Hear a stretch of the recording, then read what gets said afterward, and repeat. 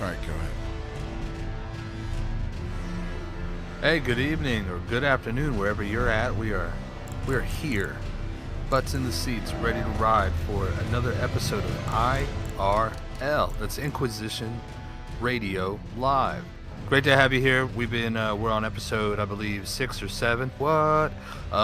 Ready to talk about some From Software titles, where we mostly talk about Elden Ring and a bunch of lore theories and such. We are okay, so we're landing this plane a little early. Make sure you're buckled up. We'll take off again here. Give me just a second. I forgot to set up the Discord on the thing. Sorry. Hold on. Sure. What is that under? I think that's window caption. Fuck. We'll see.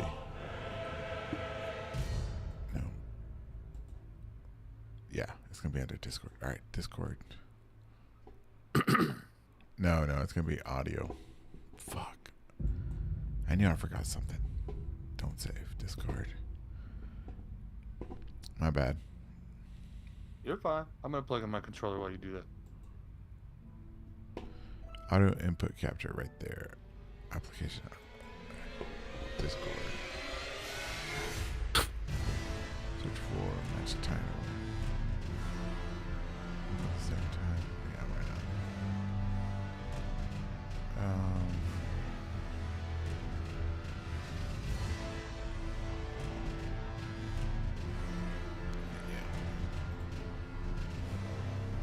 not? Oh, you're streaming the Discord. That's cool. Am I streaming the Discord? You are. God damn. Also, I think Taliki can hear us, so that's cool. Oh, she can? Yeah. All right. Well, then shit. Ask her if she can. Anyways, I'm so fucking rattled with this. Anyway. All right. Go ahead, sir. Go ahead and just begin. Don't worry about me. I'm retarded. Yeah, ready to dive on in? Yeah. Ready to make it happen, Captain? Amen. Believe in me as I believe in you. We're ready to ride. Yeah. Yes. So I'm gonna take your word for it. We're live, yeah? Yeah, we're good. Go for it. Okay. Good evening, everybody. Good afternoon to some. Welcome.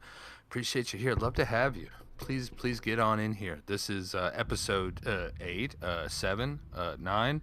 Don't really know, because we're just kicking it as we go, of the Inquisition Radio Live podcast. Yay! Oh, where's the soundboard? Yeah. Oh, wait. Yeah, the soundboard. Where's the clap? Right. Nice. I got. we'll count it. Wow. All right. Taliki That's says what's up. she can.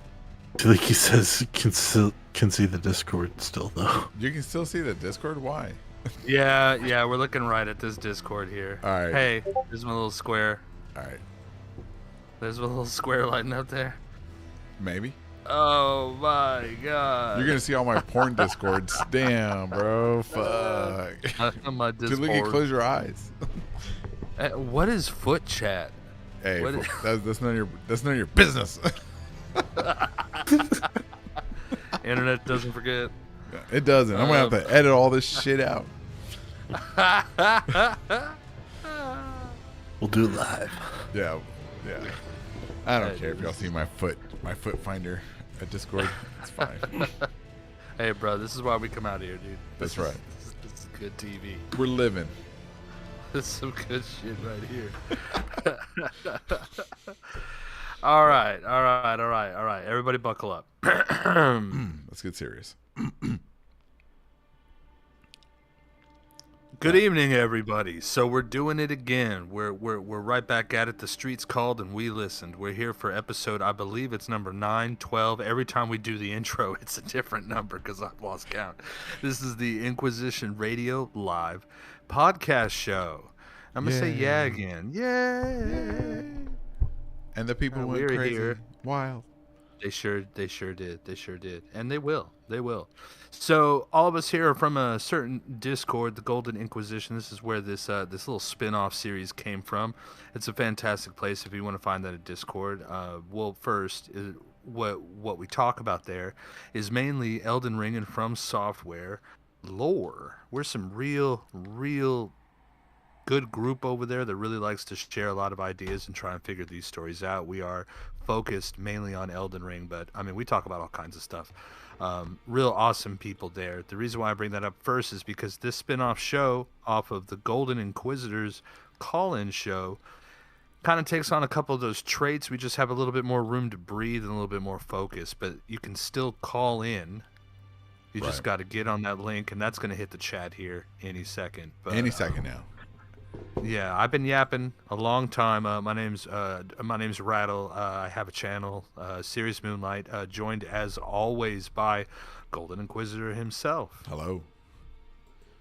Oh, hello. Hello. We have another up and coming YouTuber. Actually, he's already here. He's been killing it. You need to check out his various theories. He's got some really awesome stuff that I ain't heard anybody say before, and he'll fight you over it. We have the Boss Saucer. Hey. Boss. What's good, buddy? And what's your is it just Boss Saucer for your YouTube channel? Yeah, it's Boss Hauser, and I think 64 just because. So yeah, that number. Yeah, 64-bit technology. That's right. That's how you know.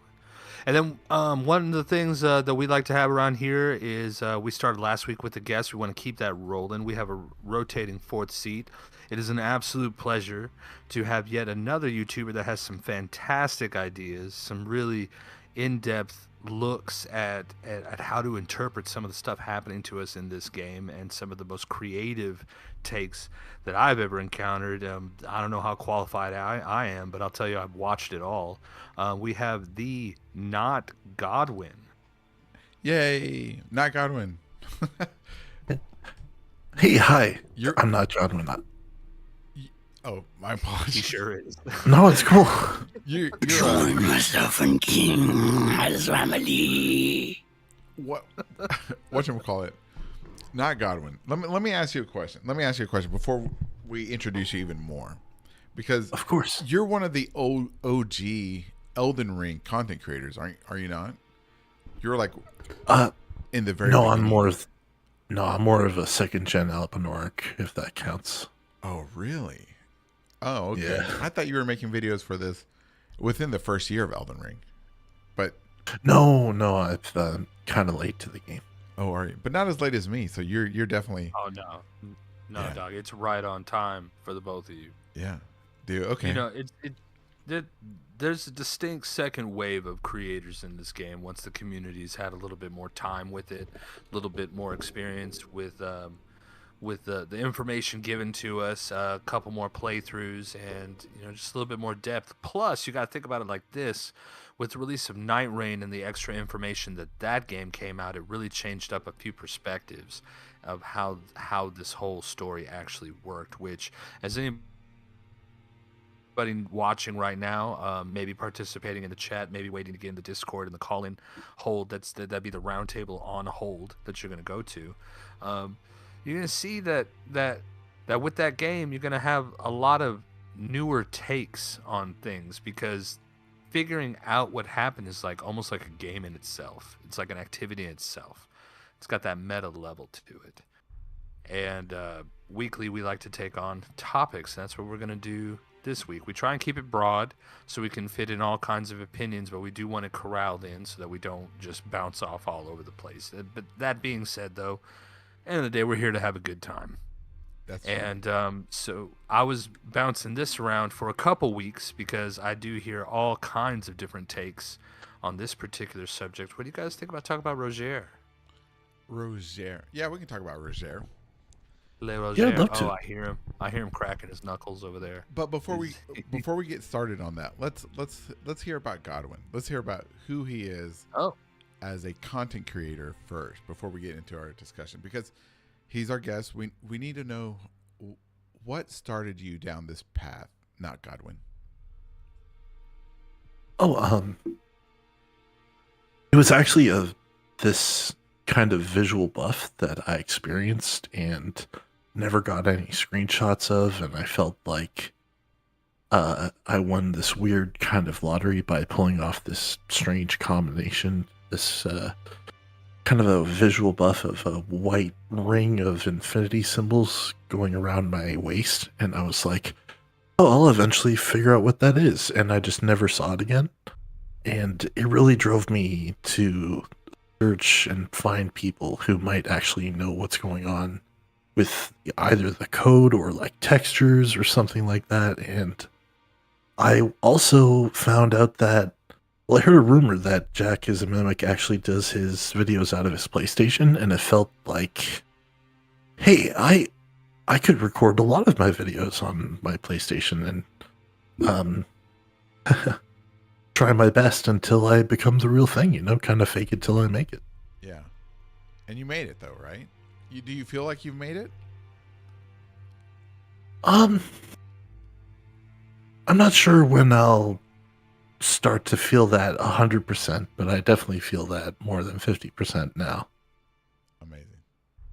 Okay. Well, besides made it, I'll also tell you one cool thing about Notgodwyn's channel. One angle with that is that he, if I could use the pun, he makes it. One of the coolest things, one thing that attracted me to watching his stuff before I even met this feller, is he's an artist and he draws a lot of his own content that you see in that video. He draws all of it, and it's funny. It's really fresh looks on stuff, and I think you're really talented, man. Yeah, I think so too. Thanks. I was really inspired by a lot of. Oh, thank you so much, boss. I've been really inspired by a lot of people in the community, like what was it, Waifu or something like that. Only Waifu? Their shorts, yeah, only Waifu. Their shorts have always been amazing. That along with some other people in the past, really drove me to become like a PNG tuber, because I love drawing Godwyn and a lot of other different aspects of the game, and it turns out that I'm slowly drawing almost every boss in the game. Really? Yeah, just by coincidence. I just drew Romina for my last video, the one about the dancing lion, and I never really planned to draw her ever. Oh wow. Not because I don't like her, it's just because she's quite the task. Yeah. Okay, let me ask you this. Got a lot of legs. Let me ask you this about the way your interpretation of lore. What would you say your interpretation of lore is? What facets would you say you're coming from? Like a scientific, a history, a cosmic horror, a horror, high fantasy, grim dark fantasy. What is the lens that you use to look at the lore when you're developing a theory or something? Well, I try to use at least a few lenses, mainly outside influences and stories that kind of align perfectly with Elden Ring. But also, my first video was mainly on an approach from therapy, like different schools of therapy other than just Freud or Jung. There's like a lot of different cool methods of healing and stuff like that. But yeah, my first video was on like parts therapy and the inner family system, how like every emotion you've ever had is actually a defense mechanism to that particular situation, and it actually is a fragmented part of your own personality. Really? Yeah, and I kind of base that around Godric and Gostock, and also Millicent as well. Tried to fit that all into the whole narrative of the inner conflict and bloodshed can actually create copies of people.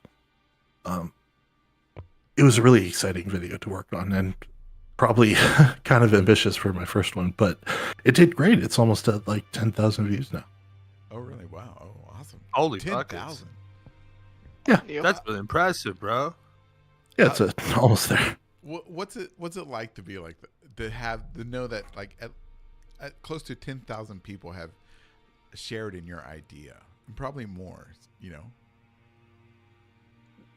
you ever reflect on something like that? I try to never consider myself achieved, because I feel like that's a slippery slope into the mindset of fame, and that feels like its own trial of, like, its own gauntlet, its own kind of FromSoft level to get past all of these sycophants, or not sycophants, but you know what I mean, these trials and like opportunities to sell yourself, and we got to be very reserved, and you're being tempted and pulled in each direction and stuff like that. Not like, I imagine that's what true fame is like, and that I haven't been like that yet. Damn, I'm kind of embarrassed what can be teased out of me on live radio and stuff, but that's just my personality. You're fine, bro. Ain't nothing but chicken wing, man. We all say stuff. It's fine. Yeah, man. I think it's really cool that, you know, the amount of people that have seen your videos and stuff like that, and it was really cool, and you know, to have met you and had seen your videos before, right, and been like, whoa, this guy's like legit. You know, it was really awesome, like almost like meeting a famous person almost. You know what I'm saying? It's kind of like meeting Jack. You're meeting all these content creators, and you're like, wow, I've seen your videos. It's just, it was a starstruck. That's the word. I never told you, but yeah, that too. It was that. So yeah, but you're a cool guy. So, you know, the veneer or whatever it is, that it didn't fade away. So it's cool, man. Thank you so much. I think you're really nice. I mean, sorry, thanks, dude. No, go ahead. Well, I don't know. When I first joined up in the Discord here, it was the first one I ever really participated in, and I don't know, you just reached out immediately, and I always thought that was just really cool.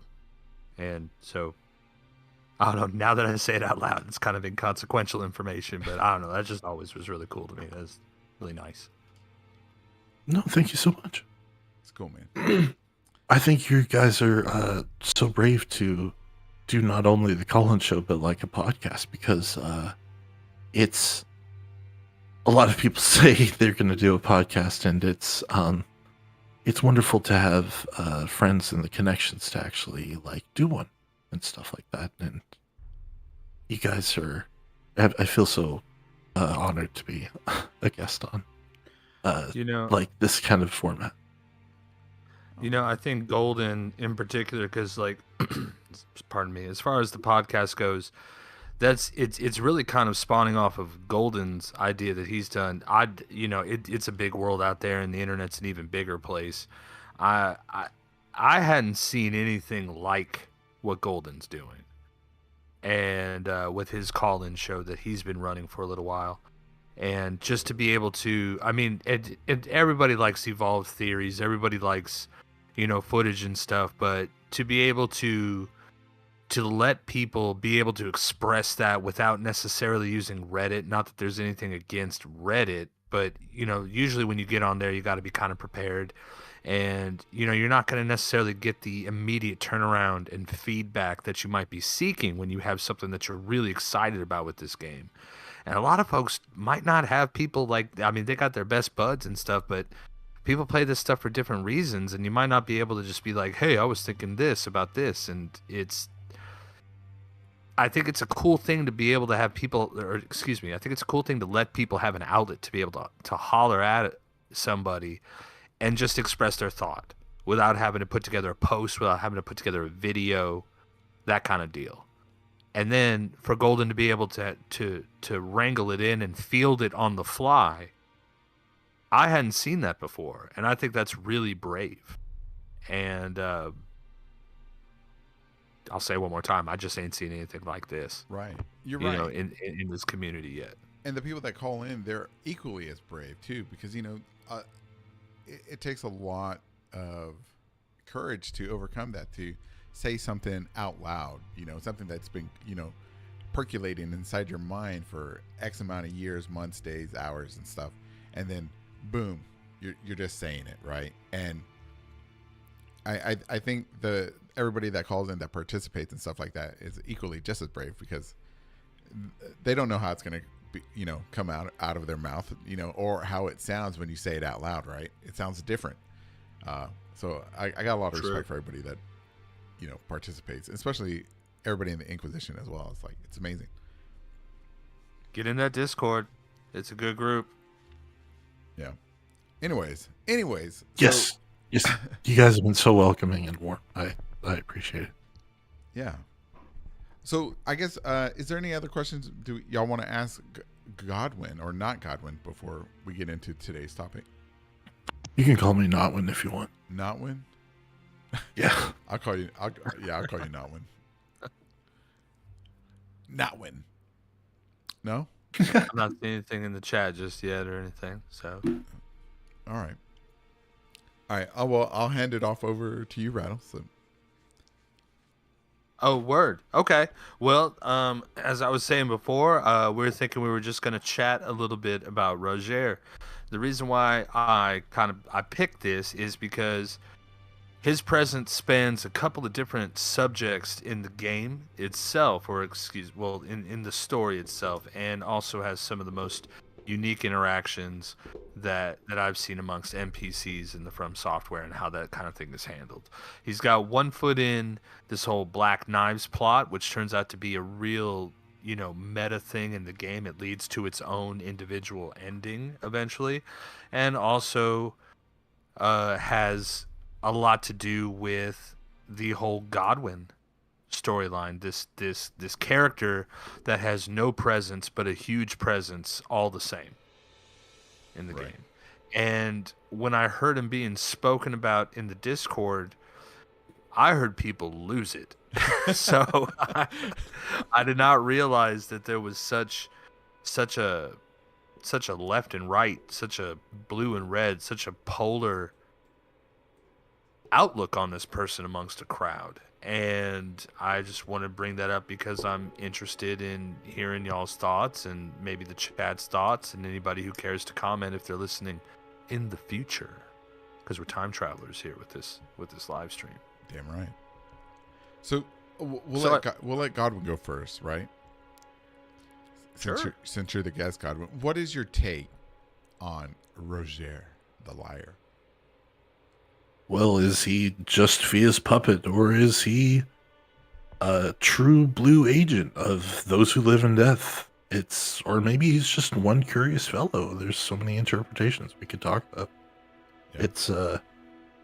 It's curious how his death plate starts at the feet, and he's all trying to hide it, and he's going through it so slowly. It does tug at the heartstrings, like you were saying before, Gold. Yeah. GI. It was really thought-provoking, this angle that you're taking, that he's manipulating us into playing possum and trying to orchestrate us in this culty way of changing the courses of our lives and killing the right people off, like D and Fia just disappearing in front of you, backing away. I'll never forget that. Or Fia's disconnected. Yeah. So, what is he to you, in your opinion? Is he manipulating us? Is he being genuine? In your opinion, you can be completely honest here, man. No judgment. Yeah. No judgment. I'm very fascinated by his set making all magical ashes of war more powerful. That feels very important somehow, and I don't know if it's tied to the green glintstone on the set itself, but I wish we could pick up on more stuff from his set.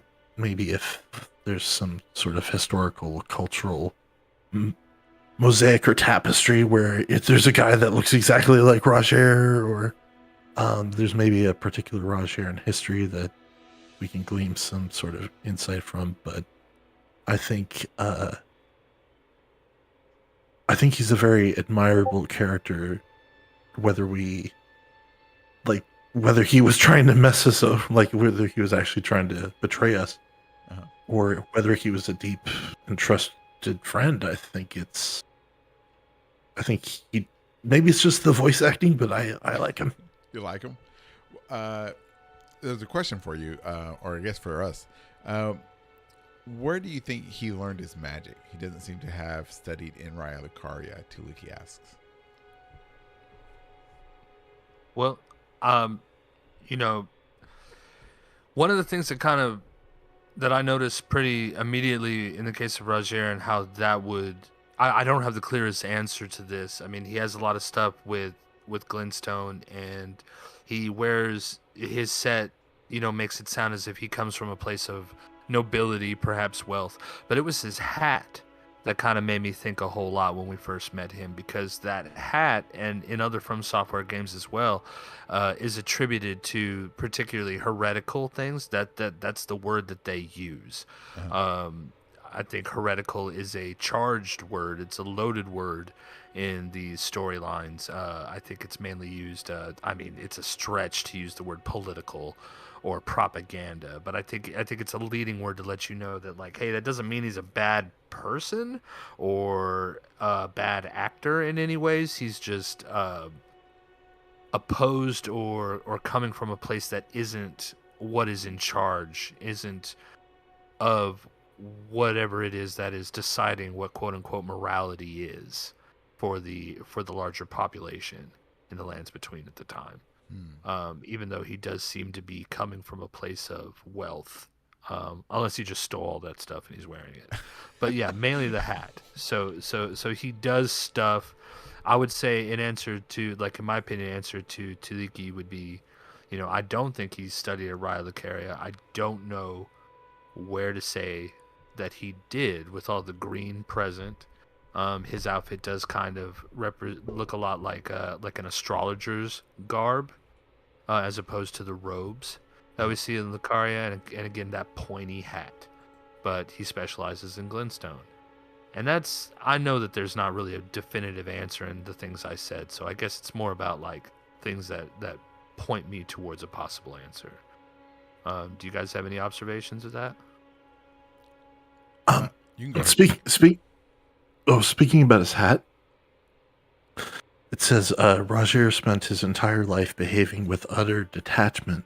No one noticed the anger, grief, regret, or fear that existed along with it. And this really reminds me of a sentence in Scholar's Remembrance where Scholar's straight up dead, and all he remembers is being in a coffin, and someone stops the coffin from drifting and pushes it in another direction. But before they do, they say, "Heed not the call of the broken or discarded."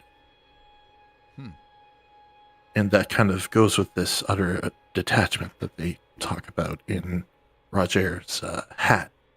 And I agree with Rattle about the whole heretical practitioner thing. Like, they say practitioner like he's a practicer of the dark arts and stuff. I agree. Right. Yeah, I would say that he didn't get his knowledge of magic or whatever from Raya Lucaria or anything like that.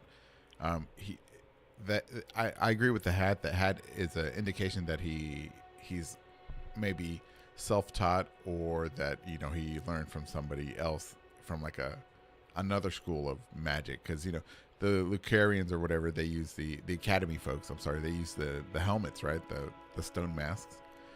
But there's one thing to also consider too, is that he is a Tarnish. So being a Tarnish that he is, that means he came from outside the lands between. So in a life before he was resurrected or whatever, he must have, in my opinion, has studied magic somewhere else outside the lands between. So I think this is the attire that he's wearing, and perhaps even the hat, is from a culture outside of the lands between, in my opinion. Yeah, it shows it shows one of the What am I trying to say here? Okay, so it kind of shows the truth, quote unquote, behind a lot of things that we're initially led to believe, such as for an example of this is in the DLC, how we find out from Count Ymir that a couple of things. Not only is he known as a count, but the Carians and that Liurnian society had that type of system where somebody would be called a count, but also saying that Glintstone and Amber both come from the same place. I think a lot of the stuff having to do with Roger, coupled with your point about him being a tarnished and coming from a different time, it shows that Glintstone is something that can be manipulated by anybody that knows the lingo, that knows how to do it, and shows that Glintstone is not something that is purely Raya Lucaria, that is purely just Liurnia, etc. Etc. Yeah. Yeah, I agree. Etc.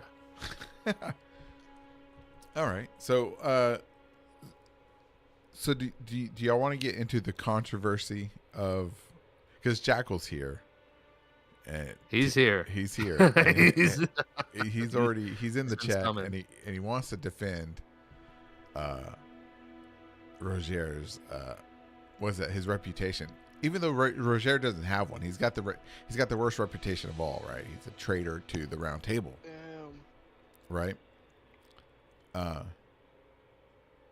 Traitor to the Round Table. To the Round Table, to the Tarnished. Do y'all believe this in this take as well, or do you all think he's? I would disagree that he's a traitor of the Round Table. I would say everyone is a traitor to the Round Table. The current Tarnished. No one is doing their job, but we can get to that later. No, we're here now. This is where we are. We're talking Shit. about. But yeah, like we have D. He's a hunter of death. Like Tarnished are not supposed to work with death. Like we are supposed to be Elden Lords and getting great runes, and he's doing his own thing, so he doesn't have guidance. Roger either like he doesn't get guidance because he's doing his own thing. Gideon is supposed to be the most righteous one because he's getting to lordhood, but he's a pussy, so that's why he doesn't get a guidance. Okay. And subsequently Thea and other more. Right. Okay, let me ask y'all this, the panel. Let me ask all this. When do you suspect Roger turned his back on being a Tarnished, on the Grace, on Marika, on the Round Table Hold? When do you suspect that he did this? Leading question. I know. Well, we don't have any time frame for him, only that he traveled with D, so he was kind of a hunter of death as well, even back then. So we don't have any information that he was ever a proper Tarnished looking for lordship, so that's a hard one. What about you? We do know that on that journey, they saw things and had experiences. I say that to be kind of cheeky, but to get to the point where whatever Roger saw, it changed his opinion where D's did not. Right. Yep. Maybe where Devin met the Prince of Death. Maybe that was the breaking point of the relationship.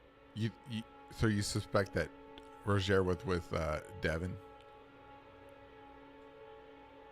Well, Roger was he was friends with both brothers, and something happened to Devin, the one who's underground.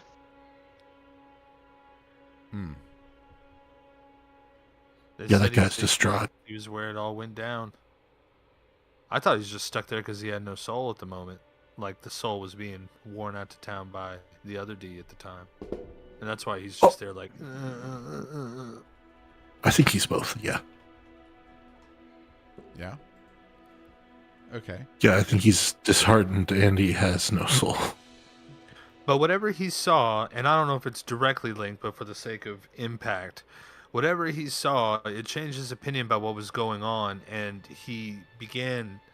We find him at the bottom of Stormvale looking at this visage of Godwyn, and he seems to have a lot of knowledge or fascination behind it, as Fia has also told us before, at the beginning of his side quest, that, Roger talks to her a lot about it. He keeps yapping about it like it's the Joe Roger conspiracy podcast experience. Right. Talking about like what's really, he's read the documents, he's read the rune script, he's heard the tapes, and he thinks that there's some conspiracy going on involving the Godwyn situation, because furthermore, I guess he's already linked Godwyn to the death root and those who live in death, because these are two things that he's talked about a lot.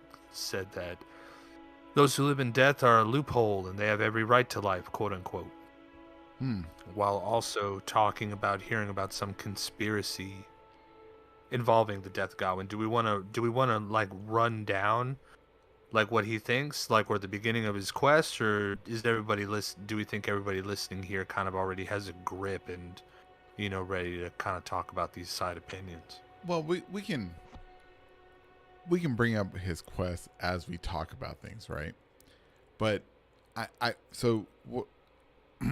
let me say what I think he saw down there, because y'all each have said that he was down there with the brother, and he saw something, right? And I suspect what he saw down there was Fia waiting for Tarnished to come to Godwyn.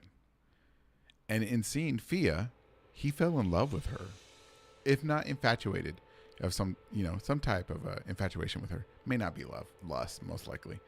And I think that's what got him to switch sides, to give up the path that he was walking,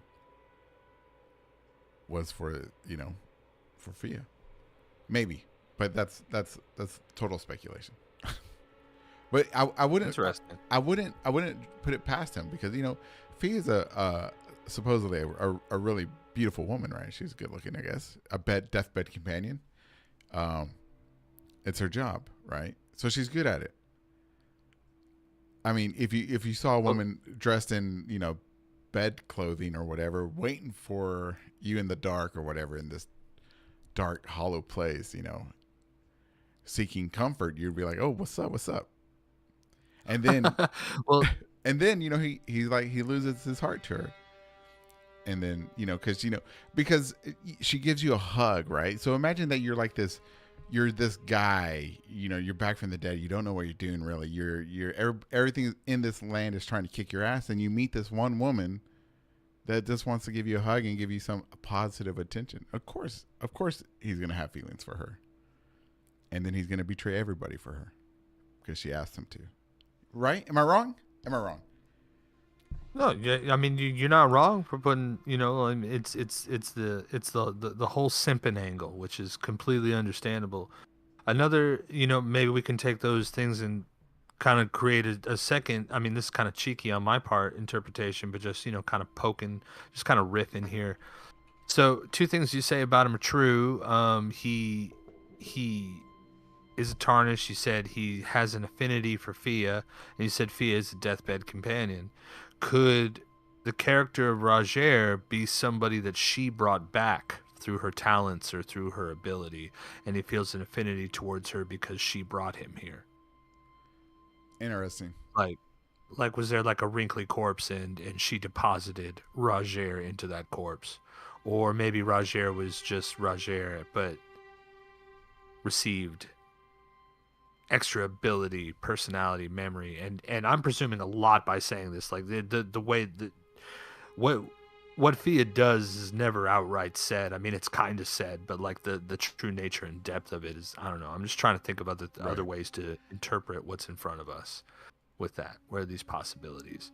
Another thing I wanted to ask too, besides that, is where we see the red phantom or the red death memory or whatnot. We see him get impaled by thorns. Whereas when we're down there underneath Stormvale with that visage of Godwyn, it doesn't move at all. So was that face, that Godwyn face, once host to to whatever it is that Godwyn has become? Did it move? Was it alive at one point? Hold on. That's two totally different questions. You're gonna lose us here. All right. So Gotcha. what was your first question? Did Fia deposit Roger into a body, or was Roger like made by Fia? Did Fia have a hand in it, and that could explain his admiration, dedication, devotion, whatever it is to her. Interesting. And her cause. That was number one. Okay, number one. Does anybody want to go first? Godwin? Oh, yeah, I'd love to go first. I just wanted to throw in maybe that he somehow spiritually connected with Godwin and caught the Deathlight that way. Oh, interesting, too. Okay. What about what about you, boss? Well, I would say that he was his own person. And apart from being a tarnished, he didn't die additionally to be resurrected with Fia. But yeah, he was his own person. Then I wanted to add his yellow attire. Like, he's the only yellow sorcerer. Is it yellow? If that makes sense. Yeah, like Where's yellowish. A lot of yellow, where's a lot of green? Yeah. Interesting. But it's quite interesting. The meaning of those colors. Lightning colors, golden yellow, golden Well, glintstone. don't get me about green lightning, please. Okay. I'll answer your question too, Rattle. I don't think that Fia would have used any spiritual energy or any of her ability to bring somebody back from the dead, because she has to absorb people's life force and give it to her deathbed companion, right? And because of her devotion to Godwin, I would find it highly unlikely that she would waste any magic to bring Roger or another Tarnished back to life. Well, in my opinion. Perhaps his essence was the champion essence that she had loaded onto her little hard drive at the time and was deposited into a corpse. But that's based on just my limited understanding of it. It's like in the intro cinematic, like she's chilling with the dead body, right? In that painting, and then she says she lays with nobles to give them the warmth of champions. When she hugs you, she takes some of your HP. So it seems to me that's what they're trying to say. She's somebody who can do this the same process that we've seen in other forms with Selen's Quest and the Primal Glintstone. Just soul transfer, I'll just say, to keep from just yapping too much. Mm-hmm. Perhaps he's around because of her process. Okay. I love this angle. I agree. Oh, you agree with Rattle? Yes. Nice. Yes. What do you agree with? Tell me. I'm listening. Oh, that she can deal at least a small essence of you, and that it can be weaponized. Basically, all of those hugs and the Baldachin blessing, it's like a contract. Oh, yes. That's true. That's true. Because we do fight the spiritual, I guess, spiritual energy or remnants of people that she has, absorbed, right? At her boss fight. But that's interesting. I wonder if summoning those champions or whatever, I wonder if that's expelling or spending any of that energy. I wonder. Probably is, since you got to spend energy to manifest something, right? So I guess I was wrong. Yeah. I might be wrong. I don't think you're wrong at all. I just and I'd love to talk about it, but I just can't steer it into the topic being Fia. But maybe that could be and I don't want to be just a stickler for the rules or whatnot. But it's right. No, you're fine. Again, though, it's what is she doing in that painting?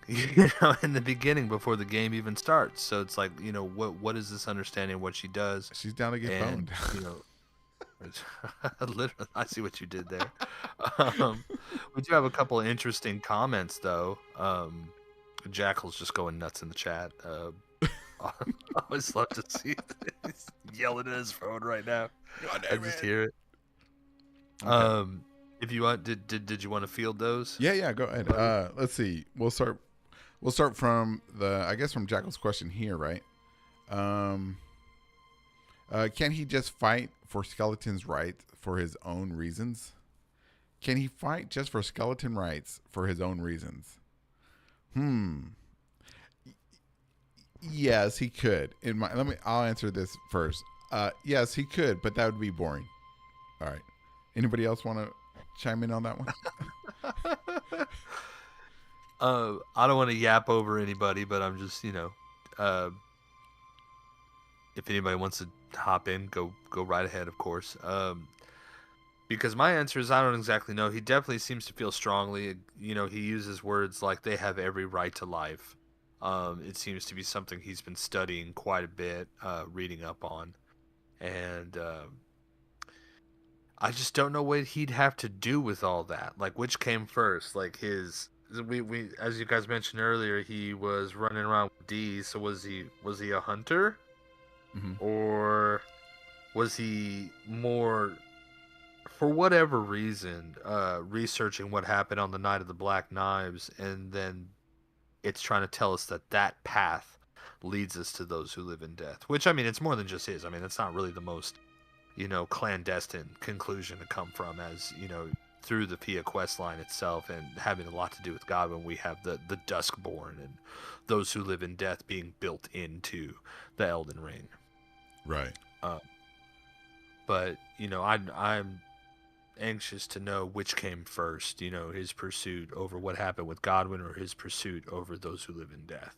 I would say his first topic that he investigated was water. You know what? Because sorcery is attached to water and death, and his sword is said to be of a flowing design.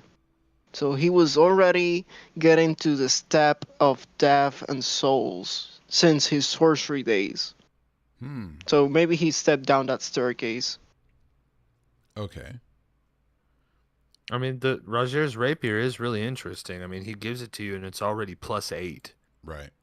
He's already used, I don't know if it's taken it too literally or it's an eye roll to say, but he's already honed it. He's already used smithing stones, so to speak, in order to level it up in the ways that we do. Yeah, he's been here a while. Let's see. What about you, Godwyn? Do you want to chime in on that question? Oh no, I was gonna say I agree with Boss. Oh, okay. But also I wanted to agree with Rattle as well, because first he asks us to become a part of Randy's gang, and then he decides to die of Deathblight after we've entered her service, and he kind of winks and nudges at you as he dies. He said, I just wanted to get the apology out of the way beforehand, since you're so scary and all. Like, he knows like that you're in this together, that you're like conspiring. You got your own conspiracy against Brock. Right. Interesting. Okay. Let's see. Your Pharaohs has a statement. Let's see what it says.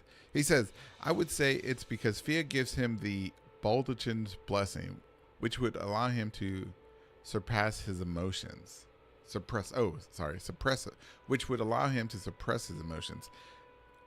Does the Baldachin blessing suppress emotions? Is that what it says? I'm not sure. That's quite a leap. I will need more explaining. Right. Your Pharaohs, if you want to expand on that. What about y'all two? What do y'all think about that?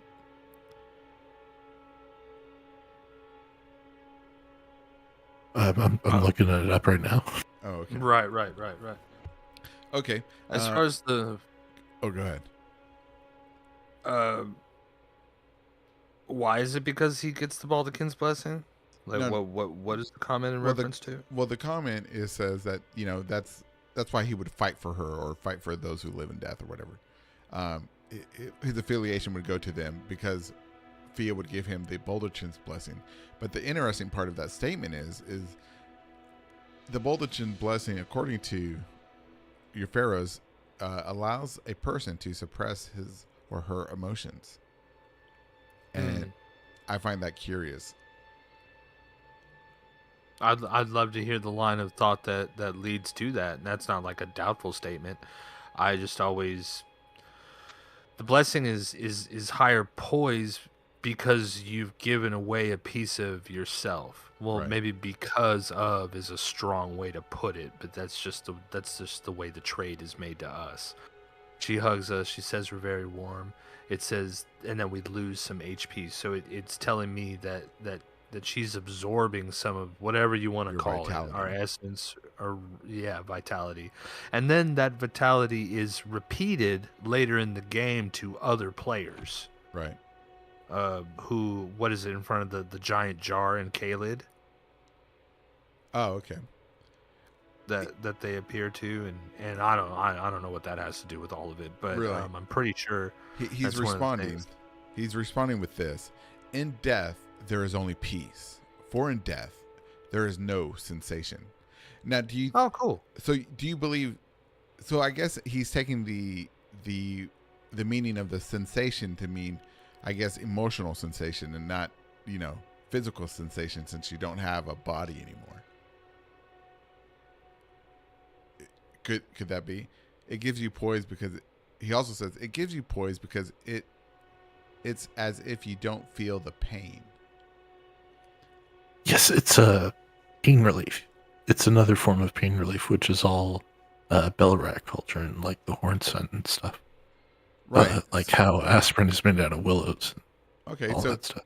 so it's indicating physical sensation in your pharaohs, not emotional, I would say. What do y'all think? Could be both. Okay. Could take away both. Honestly. Interesting. Yeah. I mean, honestly, Yoferis's take on, as you know, I've read that a lot, that quote a lot, as in death, there can be no sensation. I originally took that as to tell us that he's already died, in conjunction with a lot of the talk involving his stuff. How it says like nobody knows the hurt, the various emotional words that they use in those, and I feel bad that I can't remember it at the moment. And then they call him kind of like insouciant, apathetic, is the air of the item descriptions and such. So like he's almost pursuing death or has died already, and that's why he doesn't exhibit those traits. But at one point maybe he was a much more worked up fella, I see. maybe more of a hothead. And maybe Fia took that, I mean, we do the imprint that she does take fights other Tarnish later in the game. Okay. But I think that's a really cool take. And Yoferis always has really, really neat thoughts that he gleans from, like abstract readings of the stuff. Really, really cool stuff. Right. He's got some It's cool just- ideas, just not the Radigan one. Yeah, Radigan's not a dragon. But everybody knows Roger is a dragon. Roger's a dragon. It's So I'll let- an anagram. It's an anagram for dragon. A rare dragon. Roger Right. Dragononi. There was another question in the chats. Why would he weep over the Black Knife plot? And I don't want to left turn anybody there. That But, sounds good. It's just an interesting take on that, because that is another big thing. I mean, that progresses that part of the game. It starts a whole nother quest line involving him, because like he's a crossroads. I mean, you could take both paths, but both paths lead you to a different ending in the game. Whether it be via Mending Rune or whether it being new god entirely. So he's got to be a big player. He's got to be a big character in this whole deal. Why would he be tripping over the Knight of Black Knives? I think Let's that's a cool see. comment. I don't remember. I don't remember him weeping. Maybe I miss it. I'm so dead inside. He could be related to Nefelilu and that sort of line of Godwyn and Godfrey. Really? And that's why he Yeah. would weep? Oh no, I think that might be why find him in Stormvale. Oh, okay. It Like everyone from the bloodline you find in Stormville. Like even Gostock was a bastard son of Godric at some point. Right. He's in that church too when we meet him in Stormville. I wondered if I always thought his affinity was to Ronnie was because you can tell he works magic. He uses glintstone and all that, but you know, Raya Lucaria was taken over by Renala. They adopted the moon, or they were forced into it. You know, however you want to take. I mean, that's a different subject entirely. But Raya Lucaria and, you know, just glintstone magic didn't really take into account the presence of the moon until they were introduced to it. The lore goes that, at least descriptions go, that the Academy, you know, she brought the moon to the Academy and became their queen. So there are two different factions of people that practice this type of knowledge and this type of magic in the land.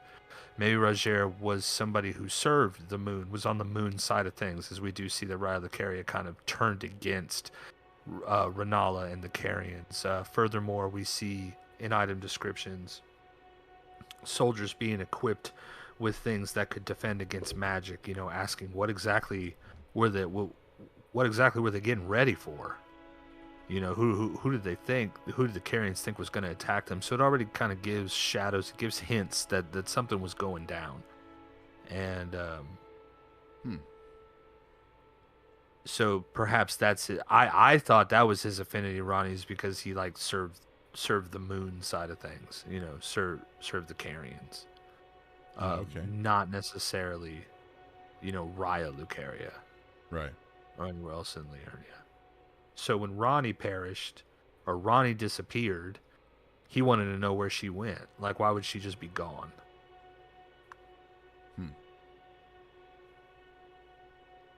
Interesting. Okay. I really liked that, finding out that the whole Night of Black Knives wasn't public knowledge and stuff, that not many people knew that Ronnie had a hand in the whole thing. Right. And it's because of, well, in my interpretation, I think Roger was working with Ronnie before he took up with Fia. And like the part of the manipulation is that he got to she doesn't mind telling people, it seems, about what she's done, and that's suspicious in itself as well. But besides that, you know, where he talks about that he's found, you know, the knife, you know, he found out who he has a fairly good idea who performed the rite upon the Black Knives, right? Who orchestrated it and everything like that. And he said this Lunar Princess Rani, right? And I think he already had that knowledge because she had told him. I mean, I think he finds out with the knife print that you give him, so it's not new information for him. Right, but why would he want the knife print, right? Because the thing is that I think he's just using it as a tool to convey the knowledge that he says and hide behind it. Because he says, I discovered her name was in, what's he say? Was the name I discovered in the print. So like, is he saying that Ronnie like wrote her name in the knife print? Did Ronnie like leave some type of indication that it was her, right? But if Ronnie's really smart, and I tend to believe that she's really intelligent, that she wouldn't leave something like that just to be discovered. I think it was part of the ritual. So like if you were trying to kill your body because you didn't want to serve the two fingers or whatever, Golden, like what if there was a ritual that you can get out of that? You can separate your soul from your body. Yeah, it's like a magic IP. Dolls you always hang out with. It's like okay, so do you like, okay, step 1 is to get this rune. Step 2 is you have to write this spell or write this wording on here, but it's got to include your name. like who this is directed to. That's kind of how my caveman brain took it. Like, if this is gonna work on Ronnie, then it's gonna work on Ronnie. So it's like, but if that's the case, why isn't there like a knife print for Godwyn? But anyways, that just addressing.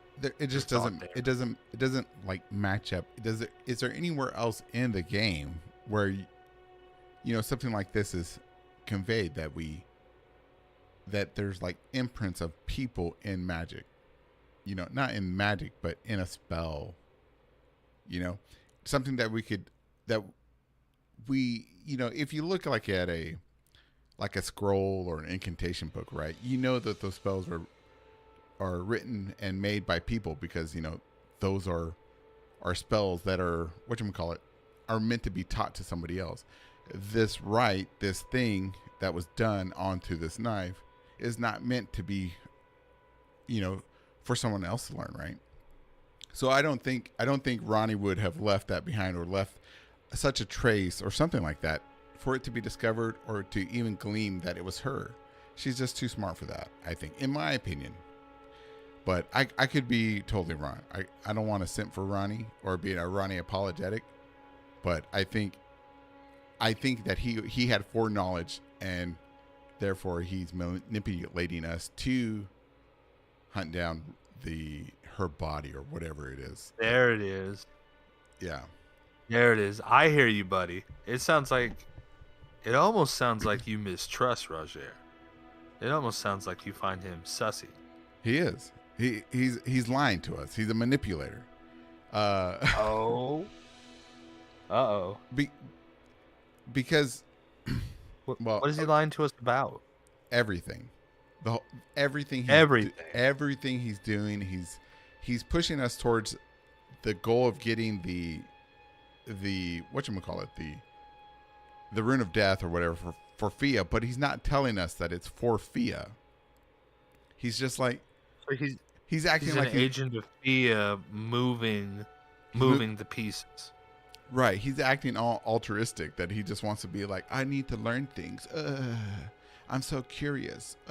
No. Does the knife even say Ronnie, or does he already know and he's manipulating us by saying it says Ronnie? Because he knows that it was her, but he knows nobody too can much. read those damn runes. He knows too much. He knows too much for somebody who got to the party late, in my opinion. I mean, but this isn't the Inquisitor show. This is Godwyn. Godwyn, go ahead. Do your thing, man.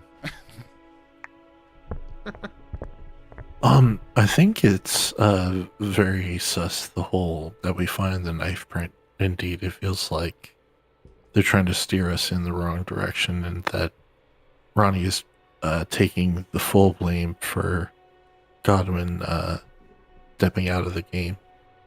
But Roger being sus, I never considered him being I guess malicious against us. I knew he was a sly character for sure. Mm-hmm. I just was I think Roger is complicated on purpose, and I do like that about him. But I'm just now realizing that, like, Gostock, Godefroy, and Roger, these are all kind of French names. They could maybe fit in with Nefeli Lu and Horlu and all that. If I'm not butchering that. So you think they're related? Is that what you're trying to say? Or they come from the same stock? Yeah. I think. I mean, all tarnished. Yes. At some point. But now I'm kind of considering anybody with a French name to be more related to Godwyn and Godfrey than most people. I mean, I like it. We will need to revise everyone again. Mm-hmm. I really like it. Interesting. I have to look at that too. I know in the Discord there was some guys talking about, like, who was it? Romina's name and how it was connected to the Carians and stuff like that. I found that fascinating too. And I'm not sure if is there's actually all these connections, or it's just red herrings to throw us off. You know what I mean? I wonder though. But Or just the desire to find connections. right. So we just see, shapes in the clouds. But that's not demeaning anybody. Like, that's not trying to knock down anybody's theories. I mean, there's only one right answer, and we got to go through all this stuff in order to find it if we're interested in finding it. Right. I think it's all valid. Okay, let's see.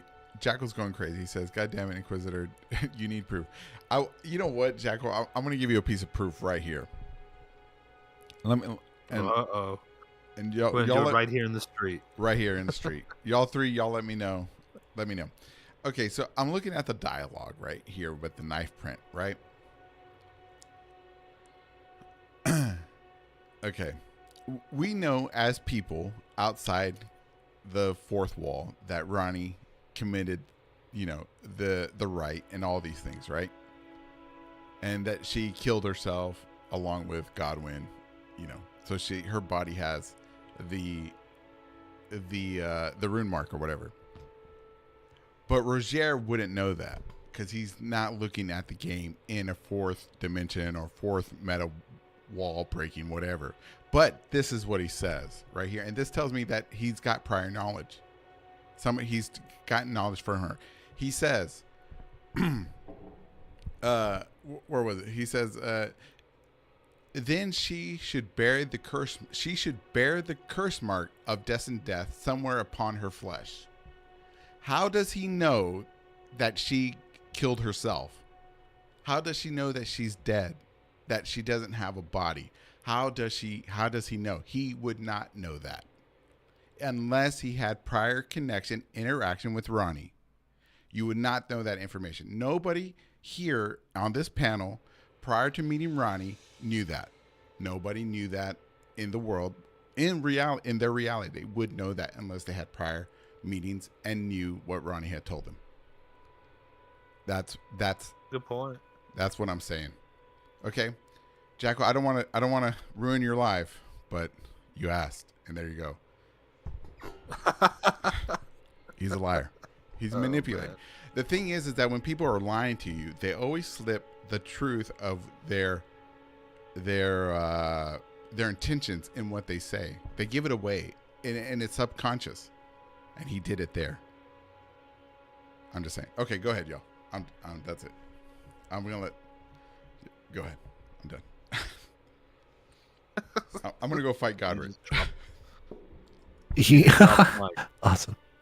He does feel like a triple agent or a double agent. Sorry, what were you saying, Rattle? Mainly just responding to Inquisitor's posture on the entire thing. He's maintained this thought for a while, and I always thought it was really cool. It's really interesting. I don't think he's a liar. I don't think he's a manipulator. I think he doesn't know exactly what's going on, but I do think that he does have an agenda, and whether you want to call that good or bad, I don't care, because it's just he seems to be so dedicated to this idea of those who live in death, and then stumbling upon this Ronnie thing is so left field. I feel like it's more having to do with the rune of death than it is about Ronnie. And the usage of that and how that happened, because it was after Godwyn passed that they say that the death root began, and with the death root came those who live in death. And I don't think I'm attaching those things together just like being like way out of line. I'm pretty sure it says something like that, like shortly after that is what happened, and they're connected. So I think he's trying to get to the bottom of this. Now, the answer to why he is like what he stands to gain,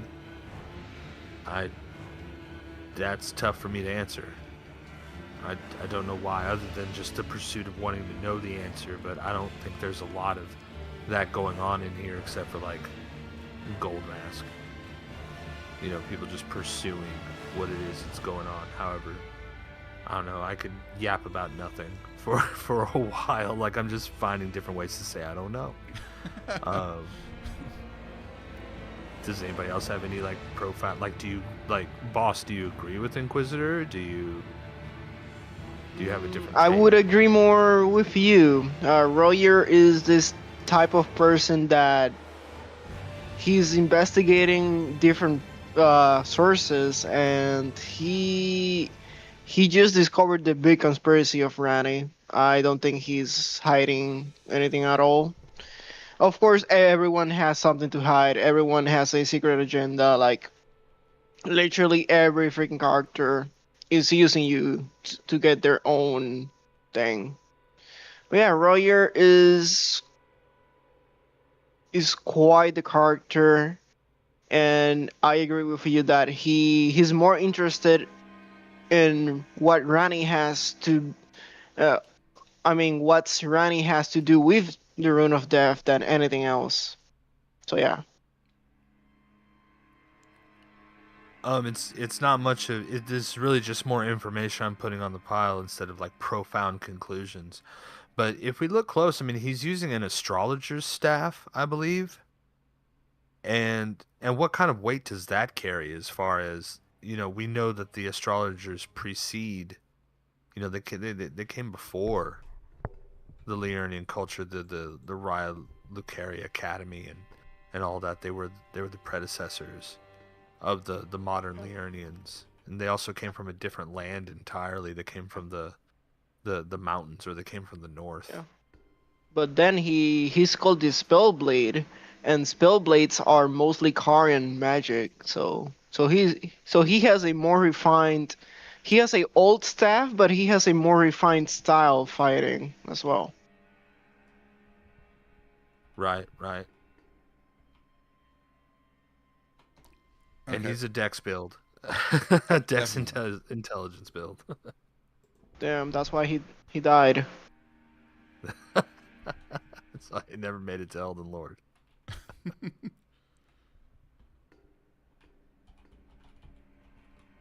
But I Yeah, mean, he that's, also gives you the. Oh, go ahead, Rattle. No, please. I was honestly just, I don't like dead air, so I was just hopping in there. What you got, bud? Oh, I think he gives you the carry spinny Ash of War where you spin your staff and stuff. Yeah, and Karian Grandeur, if I'm correct as well. Oh, So really? he's casting these spells with an old piece of equipment. But he has an upgraded rapier. I don't know. All I'm doing is saying things. But I will say this. I know Golden wanted to go fight Godric and then didn't. But Jackal's got something for him in the responses.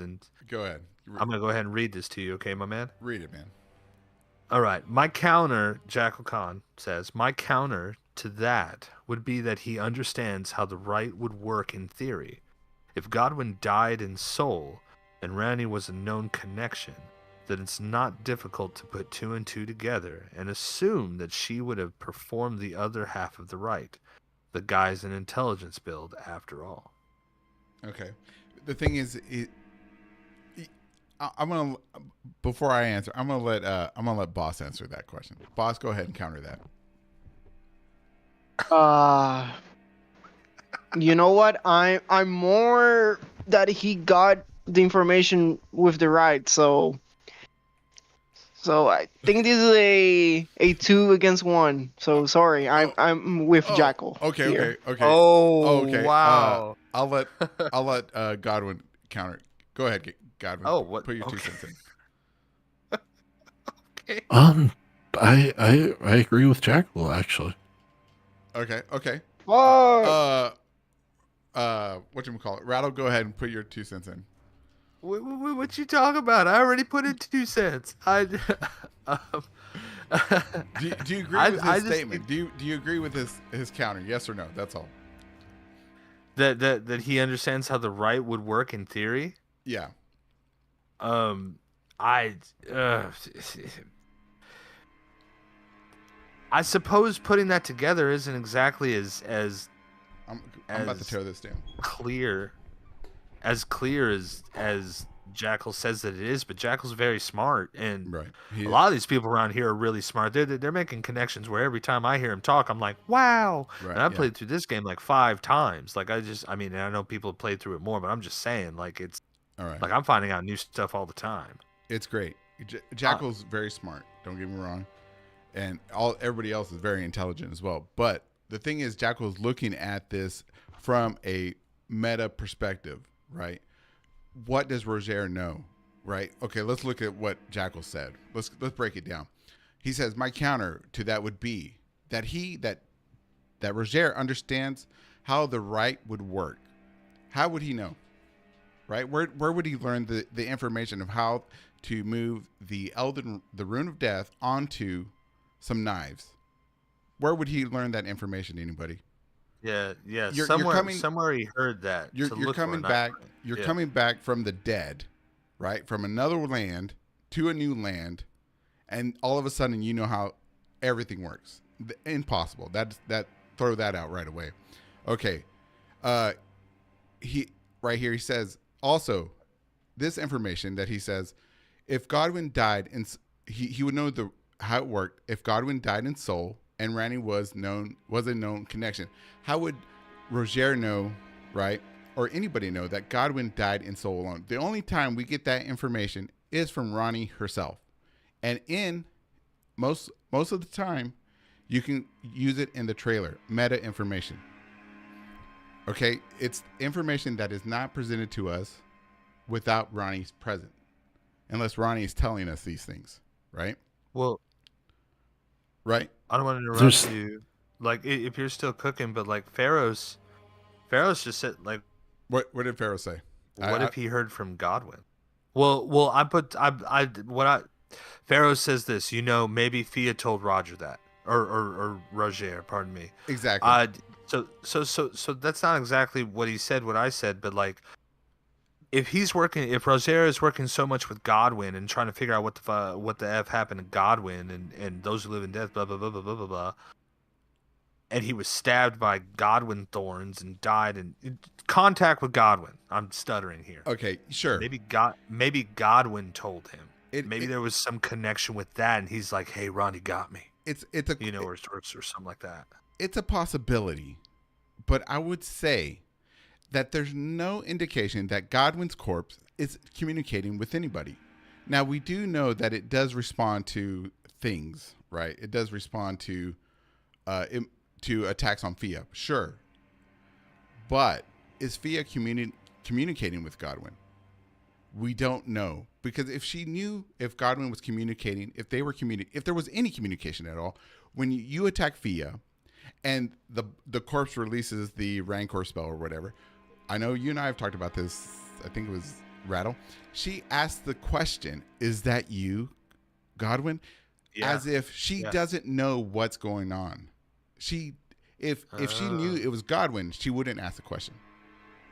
She'd be like, "Oh, thanks, babe." You know what I'm saying? He got my boo got my back. No, she's like, "Is that you?" She surprised herself. She's had no contact with him. She knows about as much as we do about Godwyn. She's just going on faith about what she believes is the right path to do. That's true. I do agree with you. Not with the exact words, but with the words of like she sees this body. She knows that it once was Godwyn. She doesn't know if that's really him or not. She sees what's happening, and she's just like, "Is that you? Like Godwyn? Like, oh man, it's actually doing something. It's moving. It's, in this case, shooting fireballs." And she's just like, "Oh man, hey, is that you, Godwyn?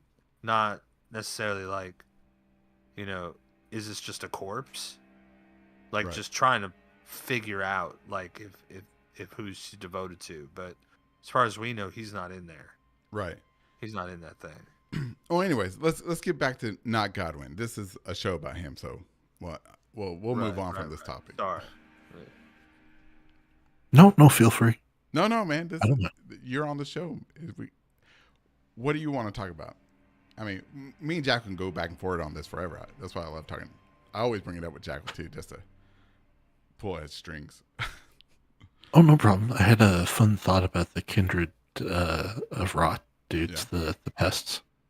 Oh yeah, it may not be a very original thought that the little crawling dudes are possibly albinorics, but I feel like after being introduced to the more colorful variety in the DLC, it feels like the ones that we encounter are drained of color, and they're like the tarnished versions of the pests, and the super pink ones are the true kindreds of rot, as opposed to the faded pests.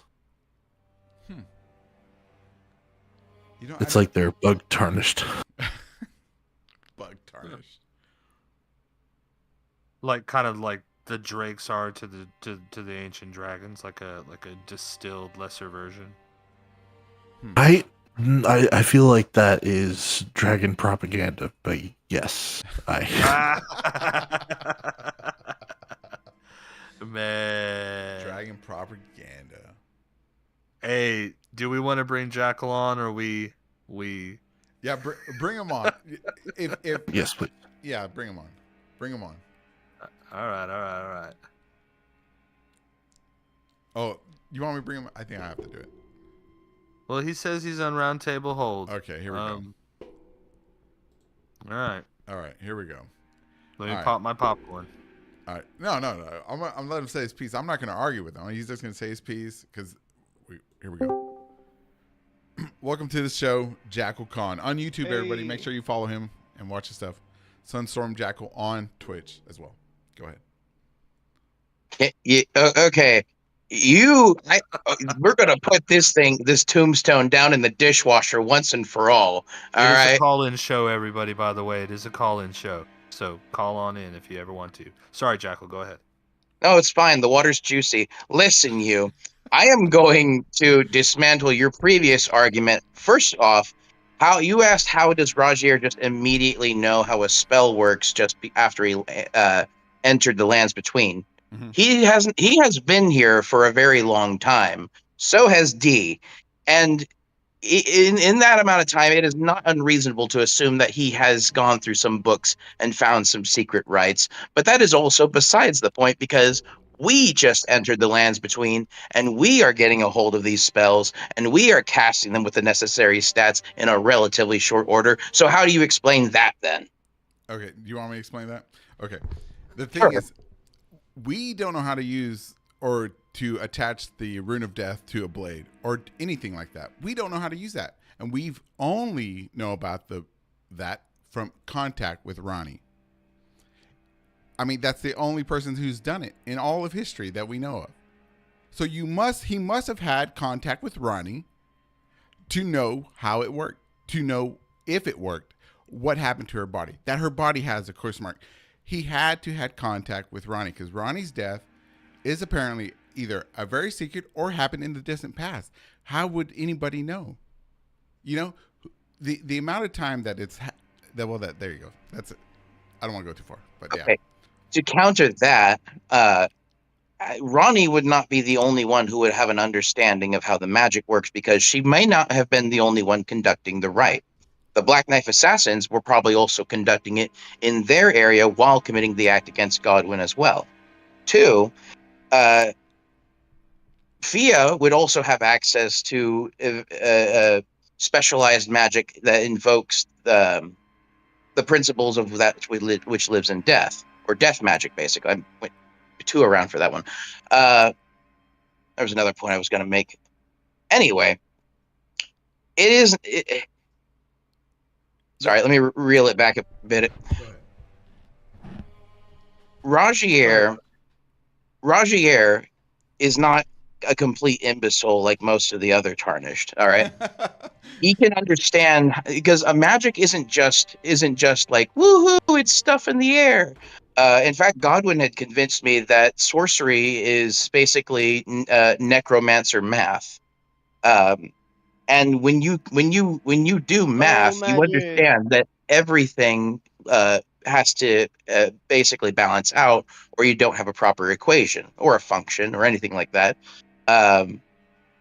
So understanding a death ritual, right, in theory, is not too out of line for someone to figure out, especially someone as inquisitive as Rajier, who is attempting to go and find one of the what's it called, these cadaver surrogates of Godwyn, and try and muster a connection that leads to Ronnie the Witch.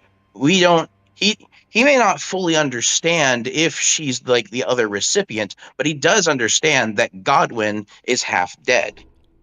Fia understands it. She plans this whole razzmatazz from the get-go. Rogier, massive empath that he is, feels pretty bad for those who live in death and the persecution brought upon them by the Golden Order. But he's like, yeah, you know what? Let's do some change, and kind of like goes off the path of lordship, which is why he hasn't seen Grace in such a long time. Mm-hmm. He's not vying for Elden Lord anymore. Okay. Well, I mean, In any case, oh, go ahead. No. Go ahead. But in any case, I also discussed this with you several months ago. Right. Because you were still dubious on the fact that Ronnie would leave evidence of her name on a rite that was supposed to be super taboo. Right. It just like the others were saying that she might not have had a choice in the matter. In order for her soul to be freed from the body, because she had personal stake in doing so, she probably had to make sure the magic designated her by name. We know that there are others within there. We know that there are others within her. Her vassals knew about this because we also find a Carrion Night Spirit in the. Oh, what's the name of that tower that you have to like flip upside down just to get to the top? Oh, that one. I know what you're talking about. Or it was either that one or the one at the Carrion Manor, but no, it was at that hall. They basically say, please hide the crimes of the princess forever.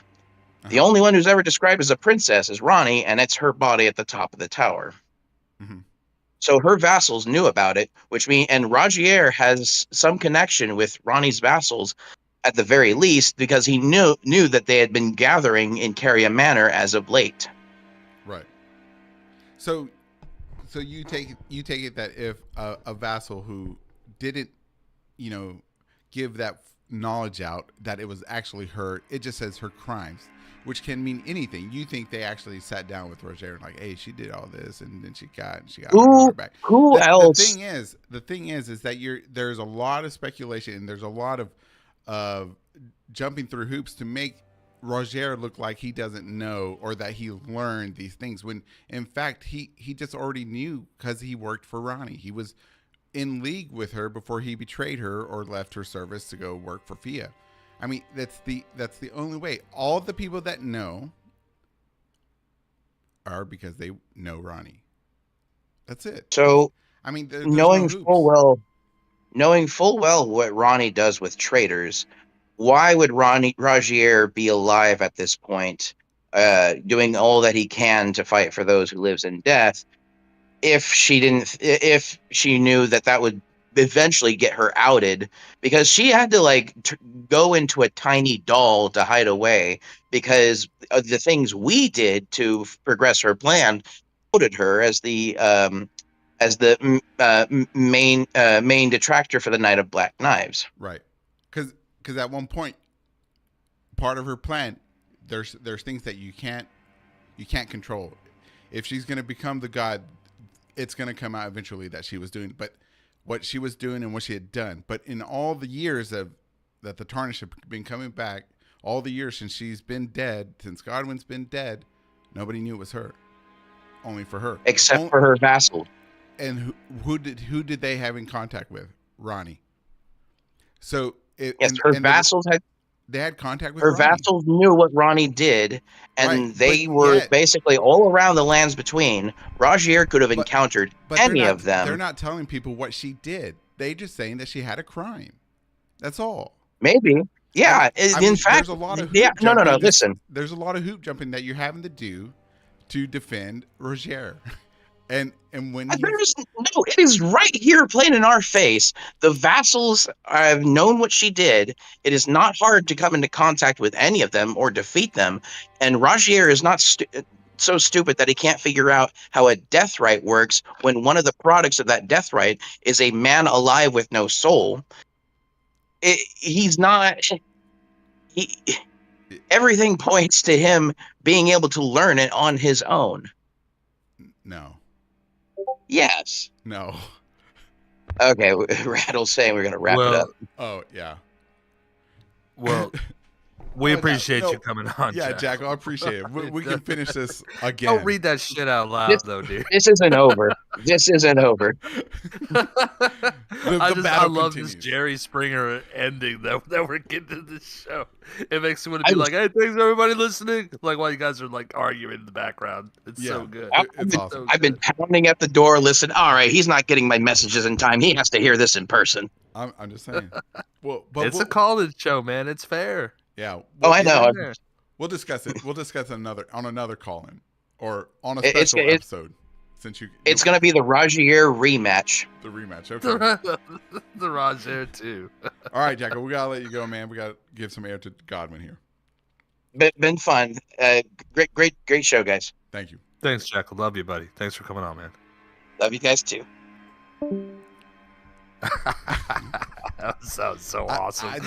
I love his passion. And yes, he has the right to be wrong. He does. Oh, come on. No, I think Oh, he's got man, some that's solid good stuff. ideas for sure. No, for real. He I'm does. gonna say again, like I don't want to stifle up Notgodwyn if he has anything to say, Boss if he has anything to say. Yeah. Go ahead. Goldie's definitely put in his time here, but let me say one more time: this is a call-in show. Okay, so if anybody's ever feeling this strongly or has even their littlest idea, you're not gonna get yelled at. You're not gonna, but feel free to get into the Discord, and we're gonna get that link up there in the chat again for you. Get in there, get in the round table on hold, and you know, jump in. Let us know what you want to hear. So, Yeah. Now that the house is a mess and we've invited Godwin over, I'm curious what his take may be with all of this. I think the whole sphere of knowledge may extend farther out from just Ronnie's lackeys and stuff, but also that one finger reader that we encounter who's very distraught, how she talks about it, how he was supposed to be a martyr for destined death, and she's very revealing to anybody who just walks up to her. Right. She kind of tells us that he died in soul alone.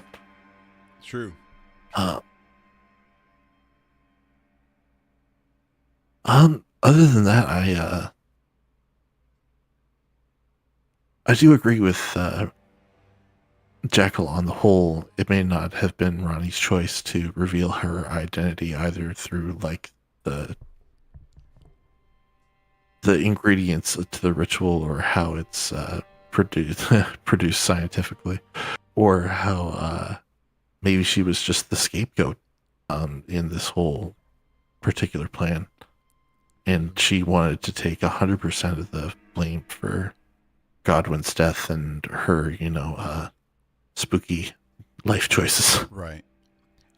And Godwin, let me say that there is a part of me that believes that Ronnie is being a scapegoat, because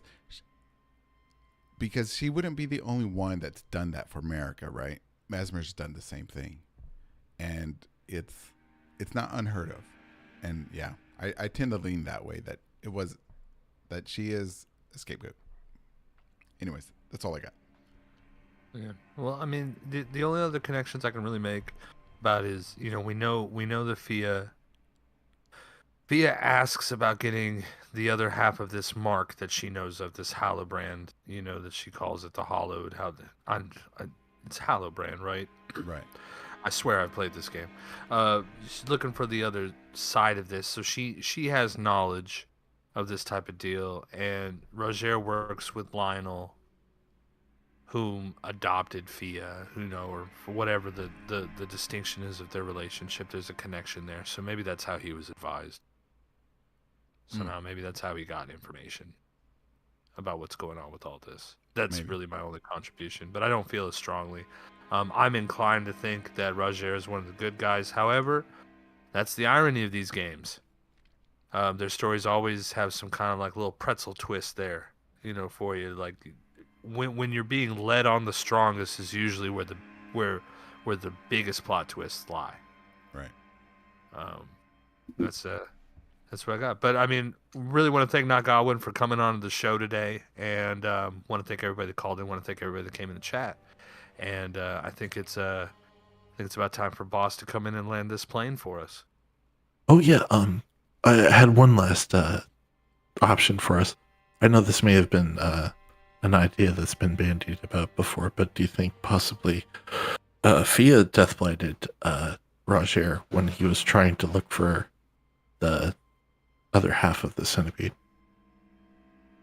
I wondered about Oh, that. Like interesting. if the body of Godwin always attacks back when Fia's attacked, or when something happens to it, like was Fia in that room when Roger was attacked? Wait. Yeah, I think she just physically snuck up on him. Oh, okay. I thought Oh. you meant like Oh. the clap, that type of infection. My bad. Oh shoot. Could be both. Could be both. Yeah. Whole different death blight. Close one, but not That's a good exactly. call. I mean, where my nerd brain wants to go is when you cast that kind of sorcery, like which direction does the spike usually point?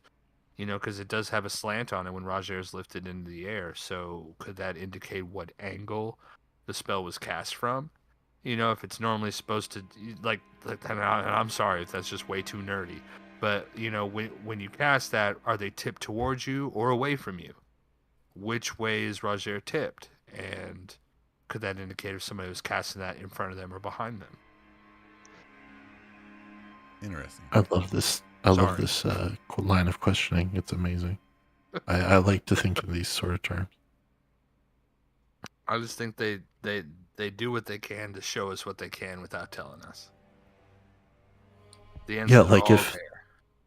yeah, like if the town of Celia has a whole sorcery for tapping you in the back with a crystal, yeah, for sure. Right. Well, any other thoughts that we want to present before I accidentally, rudely cut us off? No, of course. Do all that again? All right. No, go ahead. No, I don't have anything else. Roger's the bad guy, so. Boss, do you want to close this out, I guess? Sure, I can do it. I mean, I'm still thinking about what I can say more, but I guess I will think about it like in the middle of the night, like waking up in cold sweat, like, oh, I needed to ask this. Fuck. That's awesome. Yeah, but right now I don't have anything. Maybe later. Okay. When my mind fully matures in a few hours. I love it, guys. I love it. Oh shit. Okay. But thanks so much for having me on the show. Yeah. Yeah. Well, the thank yous are all on this side of the microphone, not Godwin. We really appreciate you coming out. You make fantastic videos. Anybody listening right now in the future, want to say a resounding thank you, and catch Notgodwyn's channel at titular name of his account right now. You can see some really cool art, some really funny jokes, and some real knowledge and real grip on the story here with some interesting takes you might not see in a bunch of other places. Joined as always, I am Serious Moonlight. We have the boss Saucer 64. Go check out his theories on lightning, thermodynamics, and how they apply to Elden Ring. No, my theories are pretty trash, but you know who you should see? Somebody Godwin. mute him. Godwin. Somebody mute that guy. And then, of course, we have the Golden Inquisitor. Kind of at the root of all this outfit here. He has really great videos. He rips them and he puts them up there for everybody to listen to and share, and has very provocative thoughts of his own. And thank you, everybody, kindly. We hope you have a great evening. See you next week. Good night, everybody. Good night. Well,